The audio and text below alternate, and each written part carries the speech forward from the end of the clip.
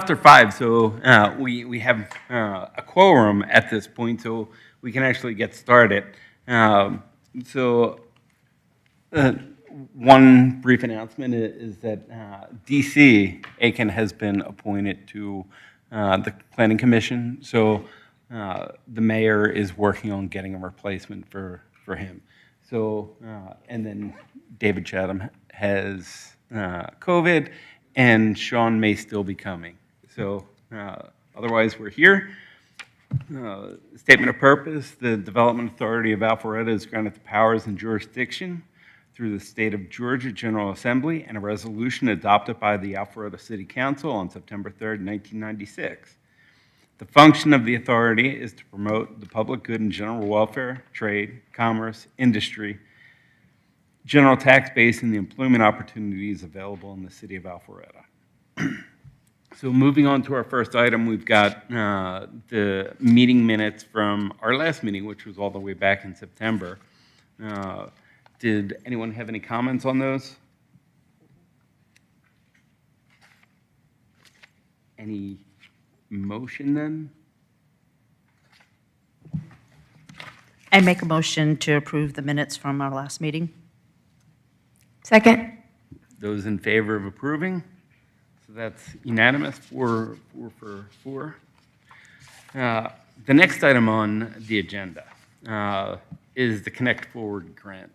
So Lance, would you be discussing? Yes, sir, Mr. Chairman. Thank you. First, I want to let everybody know I do not have COVID, but I have felt under the weather for the past few days. So in interest of protecting everybody's holiday fun plans, playing it a little safe, wearing a mask tonight. So before you tonight is the Connect Forward grant. I know this is something that we have talked with the authority for a long time now. Staff has worked with legal counsel as well to craft the draft application and resolution before you tonight. And the focus of the grant, as you all know, is to encourage particularly office users in strategic areas in the city to make public trail connections and public creative placemaking investments in strategic areas that include the Brookside area, the Windward area, and the North Point area. And this resolution would put forth setting aside $50,000 of the Development Authority's budget to go towards this grant investment. And applications would be accepted on a rolling basis. And the Development Authority of approved grants would allocate up to 10% of the proposed project's total cost with a cap of a maximum amount of $15,000. And if the authority was to move forward and approve this tonight, they would still have approximately $208,000 in reserve for economic development projects after this allocation. I know the chairman had indicated to staff a desire to include language for after-hours parking that could be made public that we could include as a part of the application before we make it available for submission. And I would now turn it over to you all for any questions you may have for staff. So Melissa, you think we can add language to that effect? Because if we're going to be doing this, it's $50,000, so it provides for up to $500,000 worth of work to be done, and we're going to be giving a grant. So what I would just like to have is some sort of assurance from the landlords that we're working with that they'll give us access to use their parking after hours, because we're creating this connection. So I don't want it to appear that the loop and the greenway are just for those buildings and the tenants, but for the residents of the city to actually use. So, Mr. Chairman, I know I did, Lance and I did talk about this briefly this morning after your comments to him. Is it your request that this be a mandatory part of this? Because I think there would be some projects where certainly that could be a part of it, but I'm not sure that that would be applicable in all circumstances. I'd like to get anybody else's opinion, but my thought is that we've got to ask. We've got to go out front and ask. and I don't know that it necessarily has to be mandatory, but if we get some of this, some of the grant recipients on board to provide additional parking for the loop, for wherever the connection is, that Sure. So, of course, we'll yield to the authority members' discussion on this and how you want to set it up. I think that there could certainly be language added in the eligibility criteria section of the application, just to make it clear that that is something that the Development Authority is looking for in making the decisions on these grants. And staff and I had some discussion initially about whether or not this grant would be set up with a scoring criterion, with the idea being that there would be sort of an application period. Hey, all business owners out there, if you want a piece of this pie, you have to get it in by this date, and then staff would review the entire applicant pool and score them. And of course, the other way of doing it, and the way that we landed on to presenting this to you, would be having this rolling basis, which really kind of limits itself to having, a tabulation of score, because you're not comparing it, you're not comparing one to another. But certainly, this gives the authority still the discretion to evaluate how it fits into all the eligibility criteria. And if you have someone who's coming in saying, I've got a $150,000 project and I'm asking for $15,000, if it only meets half of the eligibility criteria, you could have the discretion then to say, well, we'll give you $5,000, or whatever fits the project. So I hope that answers your question. I just have a couple of questions. Number one, are any of the businesses that back up to the Greenway that we know of have controlled access to the parking? Controlled access to the Greenway?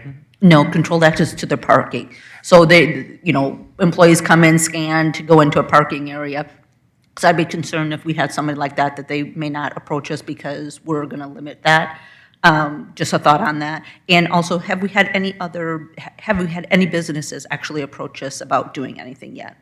Sure, those are great questions. I know that at least some of the corporate entities, especially in Windward and that section of the Big Creek Greenway, they probably will have some of these privacy concerns. I don't know if it's truly badged parking per se, but I could see the feedback being that they're just a little bit uncomfortable. Your Global Payments, your ADPs of the world handling sensitive financial details. So I do think that would be a concern for some of these corporate entities. And in terms of being directly approached, not yet, given that it's been in draft form for a while. We have received positive feedback from the brokerage community that we've spoken to that represent some of these office tenants. And we have, talked to some of these corporate entities and said that the Development Authority has been working on this and received quite positive feedback on that. But as far as direct interest, not yet. Okay, speaking of having some of the businesses that might have some sensitive things, would they be doing a controlled access from their company to the Greenway? Therefore, again, just having that security, especially when you're talking Global Payments and ADP and those kind of people who might be more concerned about having that open access to the public. Sure, and I think, the grant would be limiting to those corporate entities because we do require as a part of the application process that it be a public accessible connectivity. So, I understand their privacy concerns, but unfortunately, I think under this scenario anyway, they would have to self-select out of eligibility. Right. Thank you.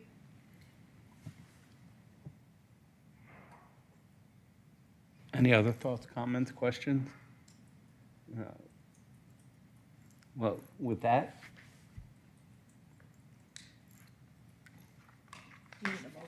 I think we might. I make a motion to approve the Connect Forward grant as written, with the allocations of 50,000. the 50,000 total, with a maximum of 15, which is 10%, no more than 10% of the total project. Madam Oh, Vice yes. Chair, there is actually an enabling resolution in your packet. So the motion, I believe, that Hold on one probably minute. trying to make is to approve that resolution, but I don't. Oh, okay. And that's the resolution that was after the Yes. page, okay. Yes. So I make the motion to approve the resolution to the Connect Forward grant. And just as Go ahead. one more point of procedural order, are we adding some language to the eligibility criteria regarding access to public parking? Just a request. Okay. As a request, as Yes. part of our matrix of determining them, And yes. we could put in there as applicable. Yes. Okay. Second. All You had those the in easy favor? one. So approved. It's exciting. All right, next on the agenda is the proposed change in times. And I guess Charlotte pulled together some times, and James pulled together some times. So would one of you like to address the possibilities? Yes. So we discussed at our September meeting the possibility of changing the time of the meeting, which would require changing the day. And we came up with 3 different options, one being to maintain the current date and time of the meeting, being 5 p.m. on the 3rd Tuesday of the month. And the other 2 options would be to move the meeting to the 1st Tuesday of the month at 6 p.m. or to the 2nd Thursday of the month at 6 p.m. In your packet and circulated via email is a list of all of those dates that would imply and any potential conflicts that I could foresee with proximity to holidays or fall break. I don't have the entire board's availability with those dates back, so I passed along a just checkbox if people would like to check that, or we can just open the floor for discussion and you can let us know what days, what your preference is, and we can just vote for that and move forward. I did ask one of the members who wasn't here, I asked David for his availability, and I hadn't gotten that back yet. So I'm not sure on his or Sean's availability either.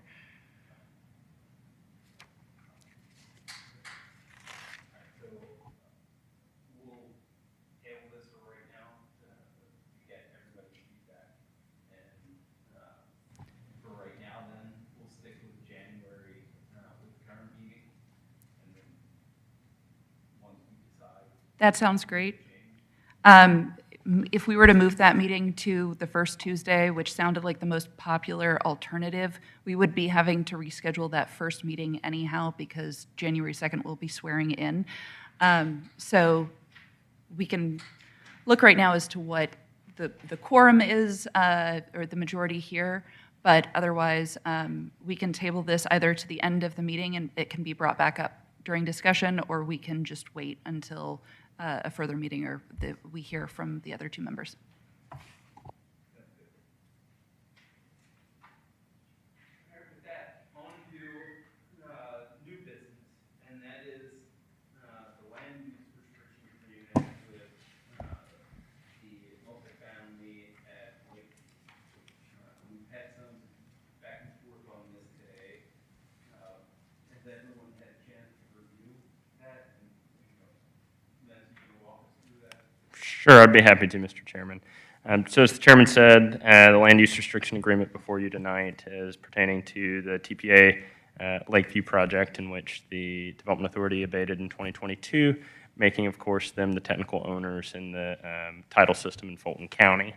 And for full disclosure, I think where some of the misunderstanding was earlier today is how the staff report was framed. It made it sound like the affordability requirements were tied to the abatement schedule. They were not. They were final zoning conditions approved by City Council and City staff, and that is what is before you. So that was where that misalignment was earlier. But in short, by signing this agreement, it would allow for certificate of occupancies to be issued to the multifamily build-out at TPA Lakeview, and it would be assessed at the area median income that is detailed in your staff report. So happy to answer any questions that you may have on that front. So it's just, it's our understanding then that we, the Development Authority, have not put into place the eligibility requirements. It is the city and zoning that have put those into place. And what we are then approving would be the execution of the land use restriction agreement as presented by the city with those restrictions. That is correct, Mr. Chairman. As the Development Authority is the technical owner of the property, that's what would require y'all's approval. So did anyone else have comments or questions on this?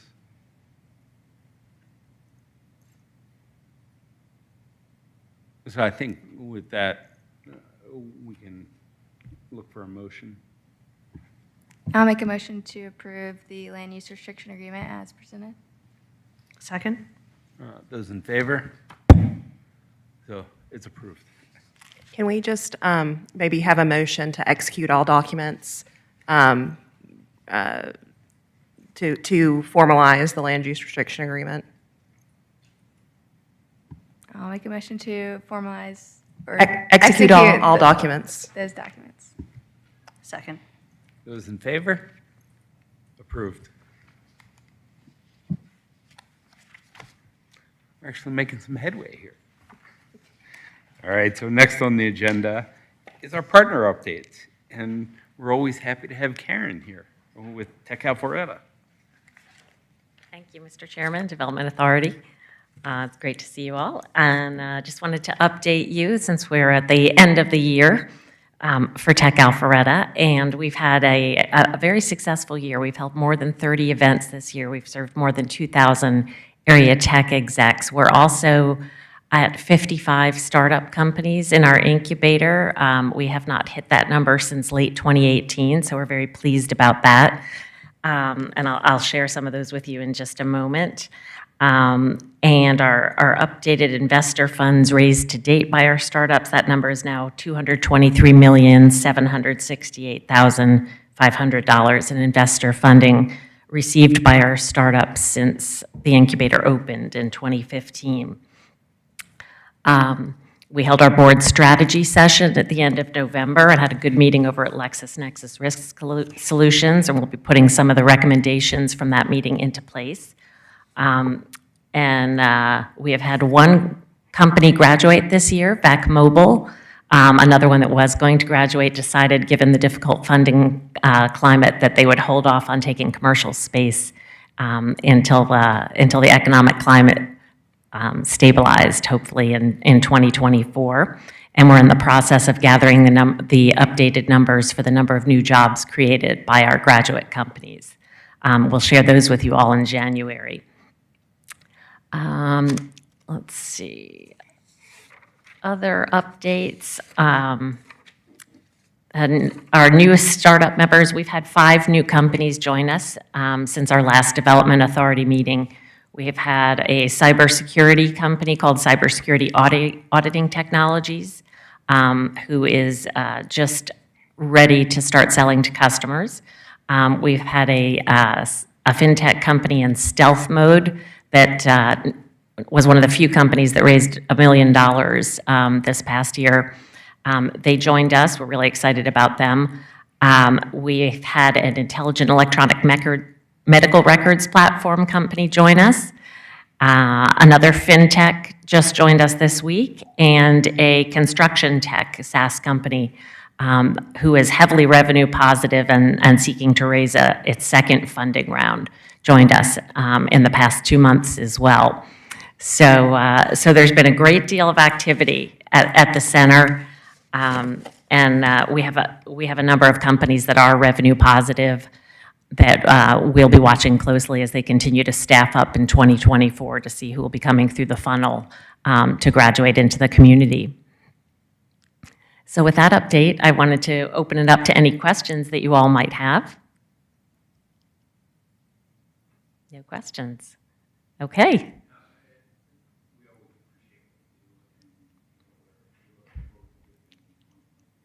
Absolutely, and I appreciate all of your support, and just wanted to wish you all very happy holidays as well. Thanks.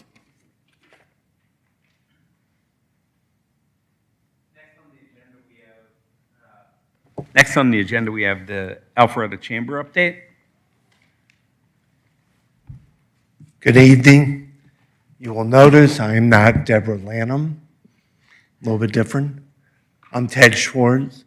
I'm the chairman of the board of the Alpharetta Chamber of Commerce. Someone's calling me, so I'm going to ignore that. It was right in my ears. Anyway, so I'm Ted Schwartz, chairman of the board. And in October, Deborah Lanham resigned from the chamber. The chamber voted me in to be an interim leader, took over on October 16th, and we have conducted an executive search. And I will tell you that we hope to have a new hire within the next 30 days. I will also introduce Donna Murphy, who's going to be the new chairperson as of January 1st, as I'll take one of those hats off.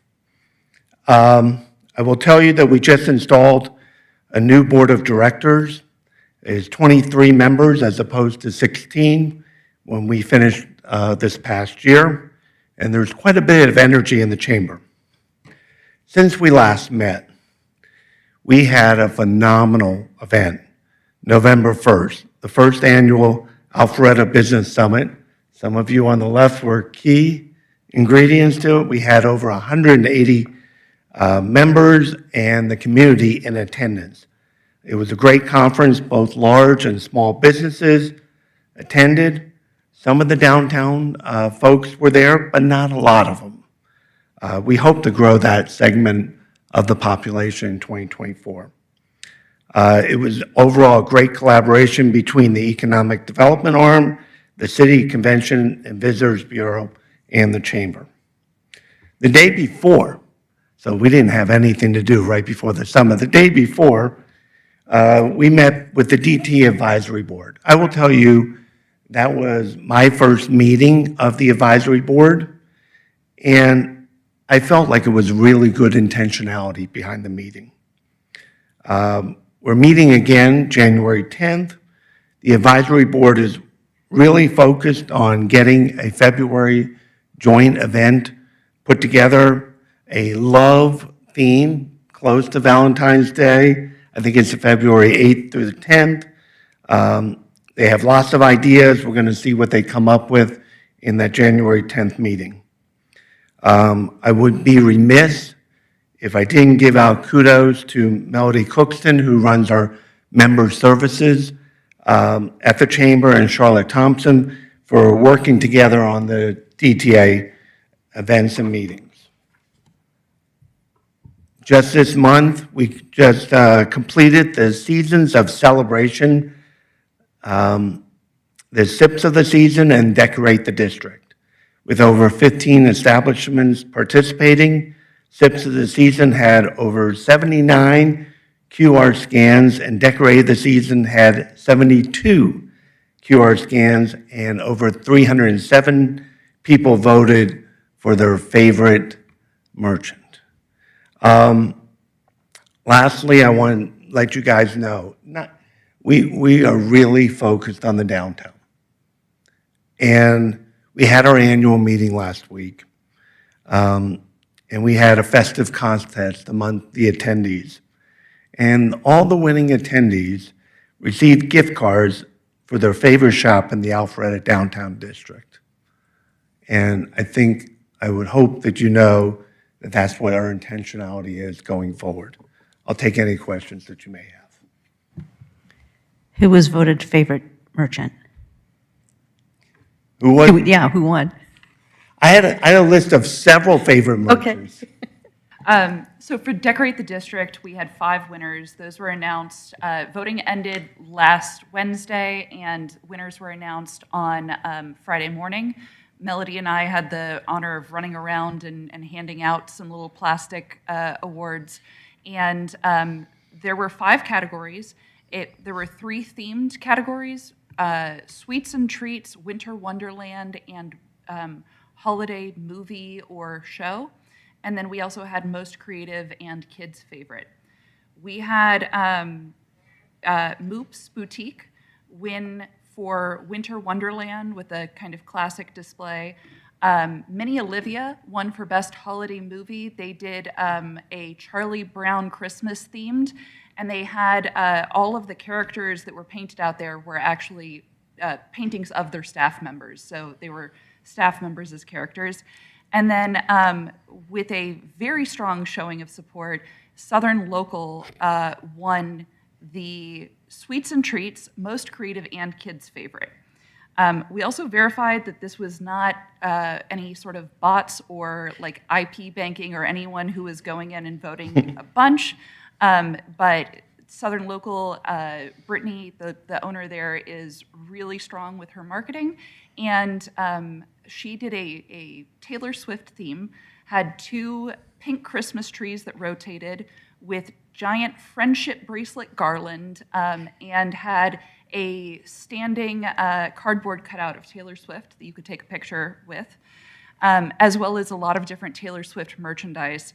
And anytime someone came in and said, "Oh, I like your pink tree," she had an RFID chip that people could tap their phones on. They would take them directly to the voting website, and they could vote for her.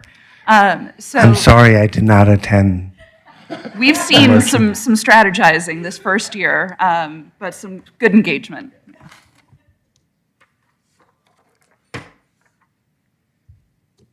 Well, thank you very much for the You're welcome. update. Next is the Alpha Loop Foundation.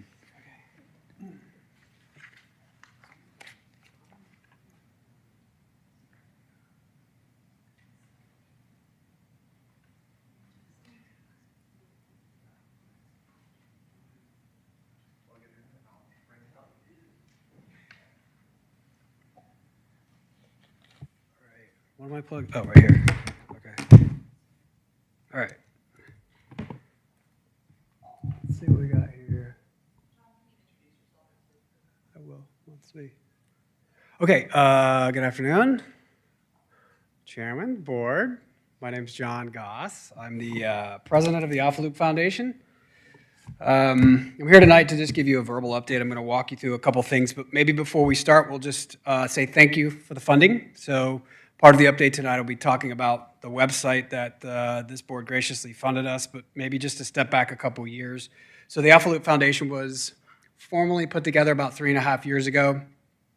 And really the intention there was, as the Alpha Loop itself was being built, as there was work being conducted with a lot of the commercial folks along the Alpha Loop, is there was a need for also a fundraising mechanism, or a mechanism not only to connect those entities to the ability to donate, but also to our citizens of Alpharetta and also anyone that visits Alpharetta.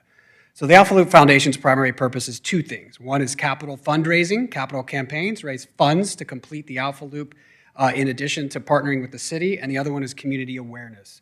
So what you'll hear in 2024 from a strategy perspective is where we're headed. What we'll really talk about today is we'll talk about the website first, which you see up on your screen, and then we're going to talk about some of the events that we've held in the latter half of 2023. What I can tell you is we've been really busy in the past 2 months, really busy.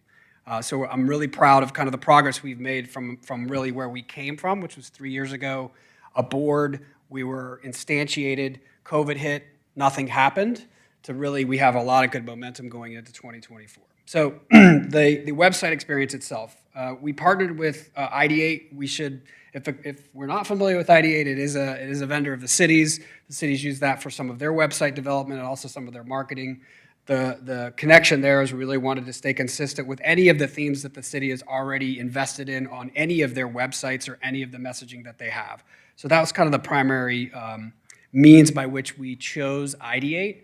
What you see here is our first revision or our first version of the website. Just to kind of orient you all on what it is, let me put my glasses on. You can explore the loop, you can look at progress, you can look at events, news, donate, and about. why did we need a website to begin? It's really to take donations. So we needed a foundation. When we came before this board and asked for funding to help build this website, it was to not only go out and promote awareness in the city, but also a way to also start to take donations from the community. And we have that here. So if I click on the donation page, you scroll down, we've got embedded donations there. They're customizable. And then obviously we have the back end to take those donations. And I'll talk a little bit more about that. The other thing just to point out to you is just our progress. So if you look at some of the media, we'll obviously switch out media, but then you have a little bit around the sponsors and those folks and those those entities that were instrumental in really bringing the Alpha Loop to life and also a part of our story as well. I think the takeaway here, though, is this is really the first version of this website. It will continue to change. We invested the $20,000 wisely. I asked that you go take a look and you see what you like. Give us feedback, of course. The other output to this is we have a static map. It does exist here, but that static map is a placeholder. So we use that static map really to kind of orient folks. Let me see if I can find it for you. There's part of it right there. That will also be updated. But what this map really was used for is community awareness. What this will turn into is an interactive map in the early January, February timeframe. That's going to be a Google map. It'll have pins. It'll have location services. It'll be a downloadable app. It'll be responsive web, which really means it's not a pure app, but you download it, you put it on your phone, and you'll be able to find your way through the Alpha Loop. So that's kind of where we came from, a little bit about how we had the website built. We are fully up and running. We are taking donations. I'll go into where we are with donations in just a second. And then kind of the transition that we see from the actual website, a static map, and then this interactive map that we really are going to lean into heavily in 2024. The events that we've put together for this year, so we've had several different events, but where we kind of kicked all this off once the website started was we were able to participate in the final 3 farmers market events. Not only did we participate, but we partnered with the city. We have a booth. We had the ability to have a nice place for our maps. We've also got some swag that we gave away, which we have ornaments today that you have in front of you. We didn't have that at the farmers market, but we did start to think about merchandise. And so that really started the process of community awareness. What I will tell you from feedback at those farmers markets events is that some people use the loop all the time. They love it. Other people, no idea the loop even exists. So there's a lot of opportunity for us to get out in the community and just raise awareness of what we already have today at our fingertips, which is right out our back door, and then also a lot of discussion and education around what's coming. So that's really that key community awareness campaign and why we want to participate at farmers markets in the future. The other event that we participated in was the Christmas market. Just as an overall expectation, I think it exceeded everyone's expectations, not only as Alpha Loop, but just the number of attendees from an ABA perspective. It was off the charts. It was fantastic. We had a lot of activity within that Christmas market. What you have in front of you are Christmas ornaments. So we purchased Christmas ornaments as the first entry point for some of the thoughts we have around merchandising. It's low cost. We wanted to get out just kind of something over the Christmas area, and we sold out of most of those. Essentially, we have, I think, 25 left. We wanted to give a few away to our board members, but of the 100, we sold all of them. Was it 100? 75, thank you. Raised approximately $800. So not like great numbers, but the interest of them. Most people bought more than one. The ability that they like the ornaments. You know, a lot of things about merchandise. We have ideas, but the way we really want to build our merchandise campaign is we want to create the awareness and then sell the things that people like. So it's not just go buy a bunch of merch and try to sell it. It's really be thoughtful around how we do that. So 3 farmers market campaigns, 1 Christmas market, our first merchandising entry point, which was a huge success. So we'll build on that next year and go back to the Christmas market. And then we also had 2 events called Sip and Strolls. So this Sip and Strolls were in partnership with Chiringa. They were the 3rd Wednesday. This is where I forgot. I think last Wednesday of the month. We did one October and November. And what they are is truly what that sounds like, is that we take folks on the loop, the existing portions of the loop, talk to them a little bit about the future, and you can walk it or you can run it. So we have 2 different groups. We leave at the same time. We do a little bit of overview of where we are with the Alpha Loop. Then we take those groups, we walk the loop, we come back, we give a ticket away. That ticket allows them to get a free drink. And then the sponsorship with Chiringa is that they offer a place for us to do it, which they love it, and also just free chips and salsa. So those are two, they were very, very successful. And what that was really intended to drive is not only community awareness, but community in general. People were showing up. They not only wanted to know about the loop, but they just like being around people that believe in what we're doing, which is being outdoors, walking, looking at nature, all of the things that the loop espouses and embodies, in my opinion, that created that opportunity. We will not have it, the Sip and Stroll, for December. It's a little chilly, but we will pick it up again in January. The connection of the Sip and Stroll is also what we launched was our Instagram page. So we also have an Instagram page. We have around 350 followers. We partnered with the city. The city was very generous in offering us time and commitment and putting quite a bit of media out there and creating a media campaign for us. We're actively looking to replace that city piece with someone from our board that will take up and kind of carry the Instagram page to the next level. But I encourage everyone to join it. It's called The Alpha Loop Alpharetta. The Alpha Loop Alpharetta.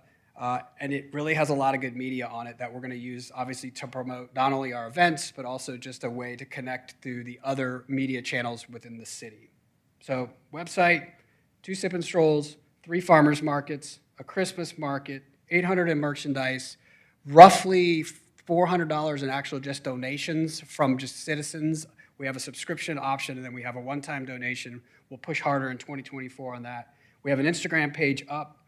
And then let me talk to you just a little bit, and then we have an interactive map coming. So what does 2024 look like? First and foremost, the next time I come in front of you, I'll actually have a deck, and I'll pitch it that way, but I just wanted to get in front of you today and just talk about where we are and thank you for the donation and that we did fulfill the vision of the $20,000, and you do have a website, and we are making progress. So I think what I'll probably plan to do is come back in February and provide a full update on where we are and what our vision is for 2024. But what I can tell you is the last thing we did last weekend is we held a VIP tour for unfinished sections of the loop. And of those VIPs, those are some of the folks that we identified as either connectors within the community or actual pure folks that we can go to and raise capital funding. So in 2024, we have kind of two paths. Path one is we're gonna really kick off a capital campaign. We have to determine how much we want to raise, and we're gonna go to the corporate community here, and we're gonna try to raise several $1 million to not only help complete the portions of the loop we have, but help identify new sections and speed that up. If you asked me, what is my vision of what the Alpha Loop can be in the future, if you've ever visited the High Line in New York City, that is really what we're headed towards. We'd like to think that's the vision. What that vision really means, if we want to consider that, is $40, $50, $60 million worth of actual funding. So is that next year? No. Is that even on the radar? It is not. What we want to do next year is we really want to educate the community and start a capital campaign on specific sections where we can have those corporate donors think about what it is they're donating to. So that's one thing we're going to do. The other thing we're going to do next year is we need to think about how we are partnering with the city. So we have agreements with the city on fundraising matches, so that's in place up to $2 million. But we also have an agreement with the city where we have a committee, and that's city and also parts of our board, and we need to come up with the areas where we're going to co-focus as we raise money. Some areas to think about, as we've brought up on this board: parking, access, native plants along for maintenance. Any of the areas where we want to highlight that the area is distinctive from another. So the Avalon section is distinctive, right, from a Northwinds section. Any places where we think there are other economic opportunities for the city, we'll highlight those. So and art. So the other piece is partnering with some of our city, some 501c3s here, right? So the Arts Commission, and how we can help take donations for art installations along new sections of the loop. So that's also 2024. And then the last piece of 2024 is really solidify our community awareness campaigns. So I mentioned Sip and Stroll, but we really need to think about how do we partner with some of the other entities like the Chamber in the city and say, if we're going to have an event, let's have an event on the loop, and how do we celebrate the loop pull in other partners, so other 501c3s, other interested entities that participate in the city, and get those on the calendar. So we should have one in spring and one in fall. So a lot more to come, but I thought it would be important just to share kind of where we started, all of really the progress we've made in a short amount of time this past fall/holiday, and then what our plans are for 2024. Questions? Will it be, at one point you were talking about, and it may have been also Greenway, but I thought you had brought up, possibly doing containers and things like that. Doing what? A container. Oh, we did, yeah. Would that be you, or would that would be the city, I guess?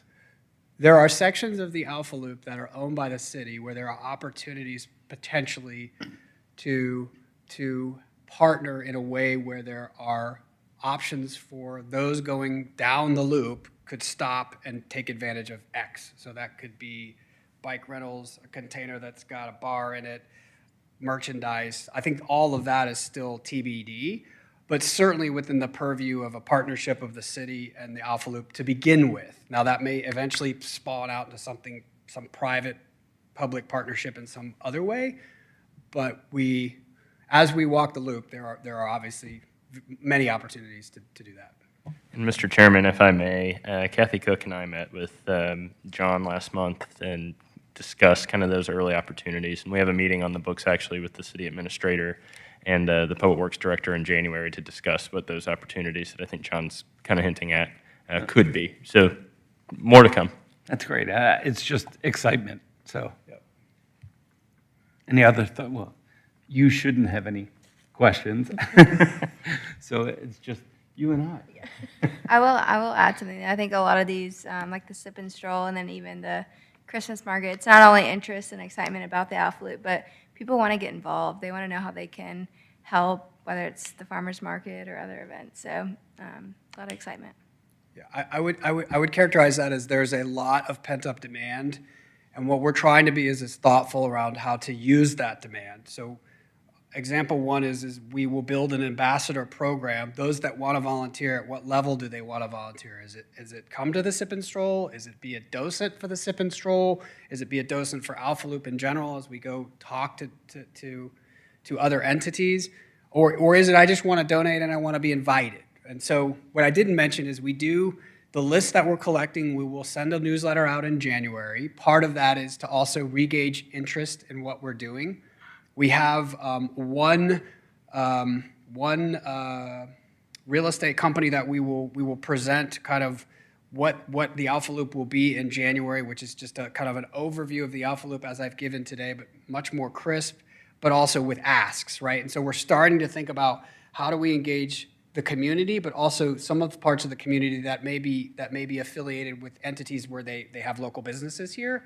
We have to be really thoughtful around that, not only because we want to make sure that we can ask appropriately because we partner with the city and we have to get approval, but also that the ask is valuable. And what I mean by that is it's valuable to the Alpha Loop in general, not the foundation, but it's also valuable to the entity providing the funds. And we haven't quite nailed what that looks like, and so that's part of kind of some of the thought that we're going to actually have a meeting tomorrow and kind of figure out what does that look like.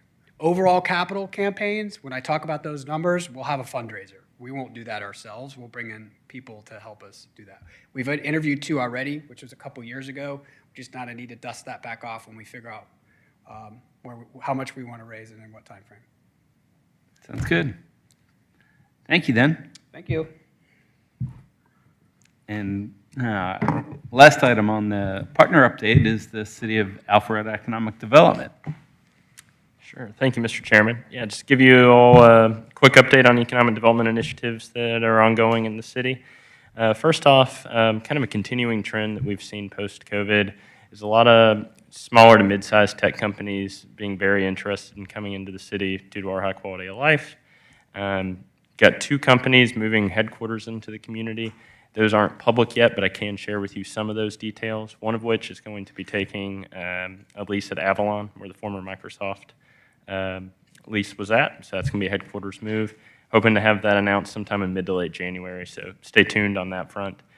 Just this past week, we received word from the state that a post-production entertainment company is moving their headquarters from California into the city, hire about 60 employees or so, and their main focus is kind of editing of movies after it's been filmed. And of course, as we all know, Georgia is a growing film capital right behind California, so natural to see some of that growth as well. So excited about that. We had the Nordic Business Council come tour the city of Alpharetta about 6 weeks ago or so.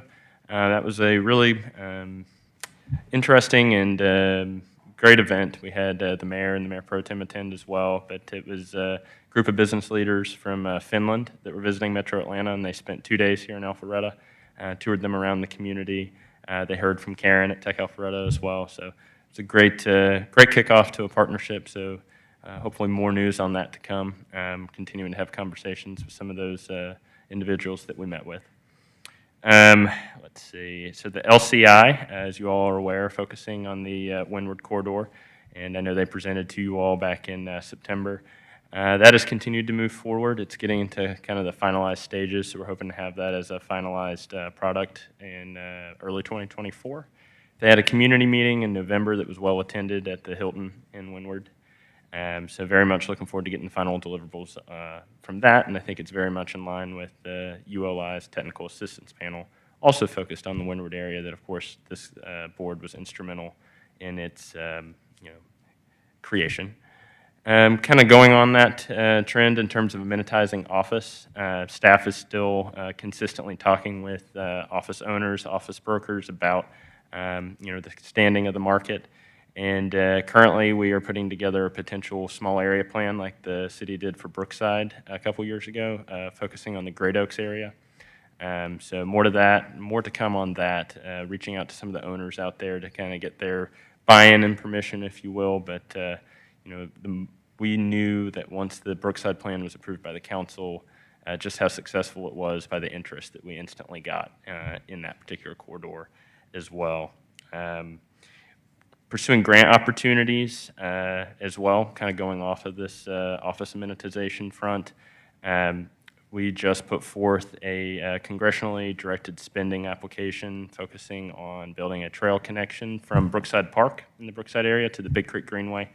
That application period will formally open in early 2024, but we've already had a meeting with Congressman McCormick's office and Senator Ossoff's office about pursuing those federal grant opportunities that would make that trail connection possible, be connecting over the Big Creek to the Greenway. So that would be fantastic, and of course, just an added amenity to the Brookside area. So those are a few things in economic development that we're working on. Charlotte, if you want to add anything that you've been working on the marketing front.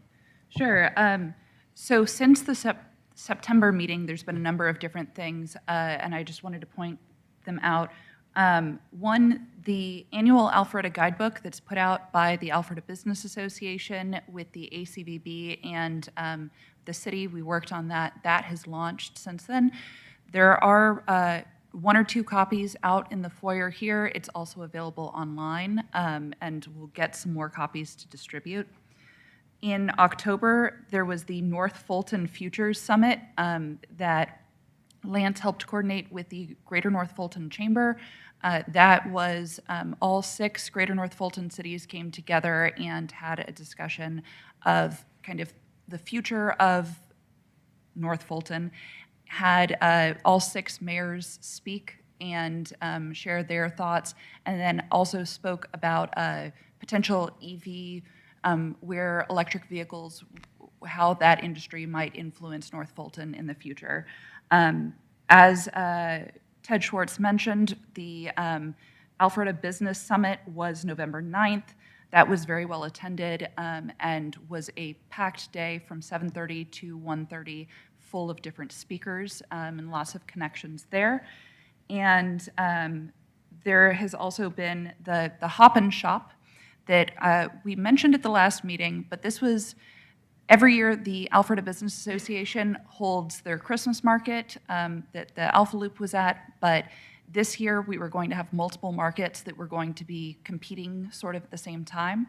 So instead of having them compete, special events had the idea to really make a day out of it and had the city run shuttles between 5 different locations.